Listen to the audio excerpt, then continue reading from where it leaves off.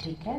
तो जैसे ही मन ईर्ष्या करना शुरू करे, फटाफट से 1 सेकंड रुको और जबरदस्ती अपने आप से बुलवाओ, उनकी सफलता में मुझे खुशी होती है। बोलिए सभी एक बार, बेमन से बोलो, जबरदस्ती बोलो, मुश्किल से बोलो, लेकिन बोलो जरूर। उनकी सफलता में मुझे, उनकी सफलता मुझे बहुत बहुत बहुत बहुत बहुत अच्छी लगती है। बोलिए, अच्छे से बोलो। अभी बोलोगे तो कल घर जाके बोलोगे, उनकी सफलता मुझे बहुत बहुत बहुत अच्छी लगती है। उनको और सफलता मिले।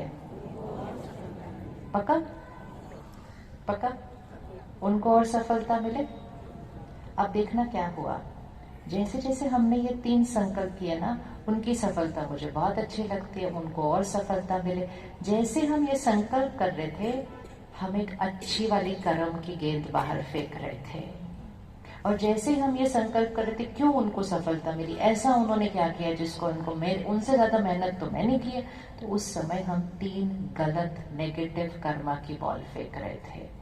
हमें लगा वो सिर्फ एक सोच है, लेकिन वो एक कर्म की गेंद बाहर जा रही थी। किसी की सफलता से अगर प्रॉब्लम होगी, तो फिर सफलता को हमसे प्रॉब्लम होने लग जाएगी।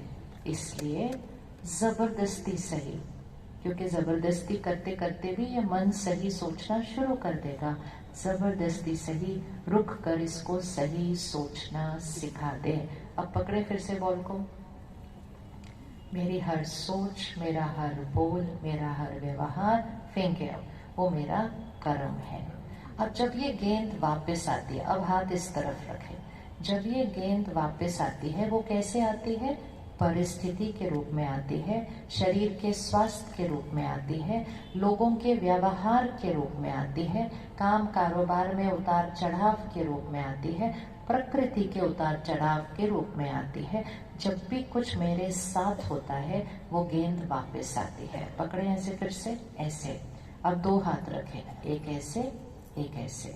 ये वाला हाथ क्या है, गेंद जाती है, और ये वाला हाथ क्या है, गेंद आती है। इसका मतलब मेरे साथ जो हो रहा है, वो किसकी वजह से हो रहा है, मेरे साथ जो हो रहा है वो किसकी वजह से हो रहा है, वो मेरे ही कर्मों का परिणाम है। अब सबसे इंपॉर्टेंट लास्ट चीज देखनी है, जब मेरे पास गेंद ऐसे आती है, मेरे कंट्रोल में क्या है, मेरी पावर किस चीज पे है। क्या हम आती हुई वाली गेंद को रोक सकते हैं, हाँ या ना? क्या हम आती हुई गेंद को रोक सकते हैं, हाँ या ना? क्या हम गेंद को रोक सकते हैं? अभी आपने यहाँ गेंद फेंकी, अब वो गेंद वापस आ रही है, क्या आप आती हुई गेंद को बदल सकते हैं? नहीं। उस गेंद पर आपका कंट्रोल कब तक था, जब तक आपने वो गेंद फेंकी थी।